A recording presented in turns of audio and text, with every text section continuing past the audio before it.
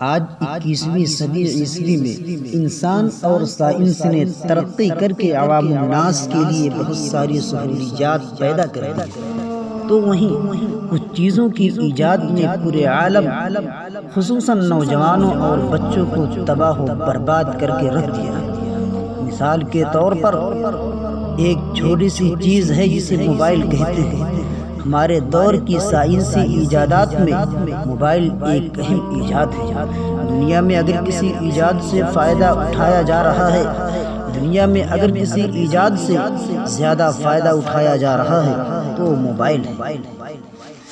اس ایجاد نے دوریاں ختم کر دی، فاصلے مٹا دیے اور لوگوں کو ایک دوسرے سے اتنا قریب کر دیا ہے۔ آدمی دنیا کے کسی کونے میں ہو، اس موبائل کے ذریعے وہ ہر وقت اپنوں سے باخبر رہتا ہے اور انہیں بھی باخبر رکھتا ہے۔ دنیا بھر کی معلومات انٹرنیٹ کے ذریعہ موبائل پر سیلاب کی طرح آتی رہتی ہے۔ کسی چیز کے متعلق معلومات درکار ہو تو گوگل کافی ہے، اس کے خزانے میں ہر طرح کی معلومات موجود ہیں۔ پوری دنیا آپ کی مٹھی میں ہے، بس مٹھی کھولنے کی ضرورت ہے۔ یہ تو موبائل کا مثبت پہلو ہے، لیکن یہ ایجاد اپنے ساتھ کتنی تباہیاں، بربادیاں اور خرابیاں لے کر آئی ہے، اس کا احساس بہت ہی کم لوگوں کو ہو رہا ہے۔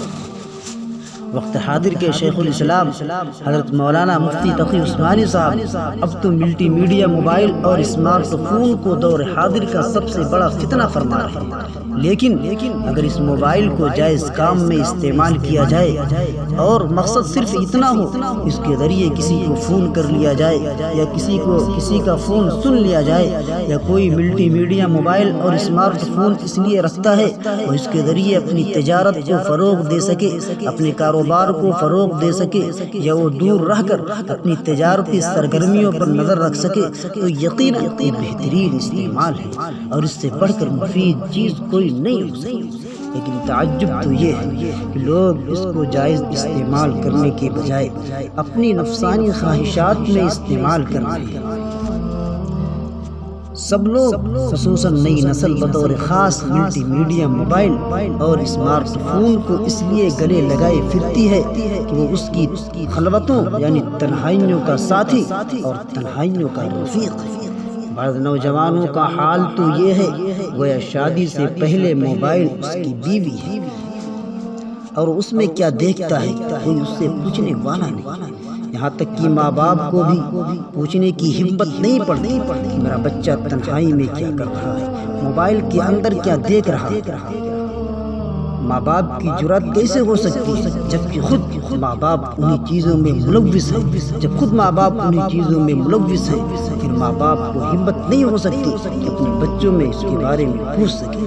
فلمیں، خاص طور پر فحش فلمیں تو اب بھی پردے میں دیکھی جاتی ہیں، لیکن دوستوں کے ساتھ اور اجنبی عورتوں کے ساتھ سارا دن اور پوری رات چٹنگ میں کسی آڑ کی ضرورت نہیں ہے۔ جسے دیکھو وہ خشوع و خضوع کے ساتھ اس کام میں لگا ہوا ہے، رات اور دن کا پتہ نہیں۔ اس موبائل کی اسکرین پر فحش فلموں اور عوریاں تصویروں کے مزے لے کر بہت سے بچے وقت سے پہلے غیر فطری طور پر بلوغت کی دہلیز پر قدم رکھ چکے ہیں، جبکہ لاتعداد نوجوان شہوانی خیالات سے بے قابو ہو کر ایسی حرام کاریوں میں مبتلا ہیں۔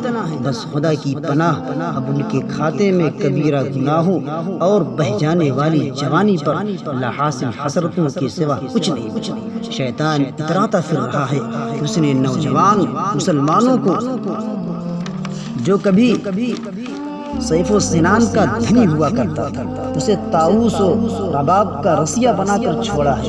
اس کا حلقہ اثر اس حد تک وسیع ہو چکا ہے کہ مسجدیں، خانقاہیں، دینی مراکز بھی اس کے زیر اثر آ چکے ہیں۔ اس موبائل نے نمازیوں کے خشوع و خضوع کو غارت کر دیا ہے۔ طلبہ سے توجہ و انہماک چھن کر انہیں علم کی لازوال دولت سے محروم ہونے پر مجبور کر دیا ہے۔ کتنی ہی باحیا دوشیزائیں اس کے توسط سے بے حیائی میں مبتلا ہو کر اپنے دامن عصمت کو داغدار کر بیٹھی ہے۔ کتنی بے شمار شادی شدہ خواتین اس کے ذریعے غیروں کی آشنائی کا شکار ہوئی ہیں۔ ان کے ہنستے کھیلتے خاندان اجڑ گئے، کتنے شوہر محض اس کے وجود کی نحوست سے اپنی رفیق حیات سے بدگمان بنے ہوئے ہیں۔ اس لیے بہت سے محتاط علماء کہتے ہیں ملٹی میڈیا موبائل اور اسمارٹ فون کا استعمال صرف اس شخص کے لیے جائز ہے جس کے دل میں خوف خدا ہو اور وہ خلوت و جلوت ہر حال میں اللہ کی پکڑ سے ڈرتا رہتا ہے۔ اگر کسی کا دل اللہ کے ڈر سے خالی ہو تو اس کے لیے قطعاً جائز نہیں ایسا موبائل استعمال کرے۔ چنانچہ ہمیں ایسے موبائل سے حتی الامکان دور رہنا چاہیے، اور اگر استعمال کرنا بہت ہی مجبوری ہو تو اس کو جائز اور شرعی حدود میں رہ کر استعمال کرنا چاہیے، اور اللہ تعالیٰ سے ہمیشہ دعا بھی کرتے رہنا چاہیے کہ اللہ تعالیٰ ہم لوگوں کو موبائل کے فتنوں اور تباہ کاریوں سے ہمیشہ محفوظ رکھے اور شریعت کی حد میں رہ کر اس کو صحیح اور جائز کاموں میں استعمال کرنے کی توفیق عطا فرمائے۔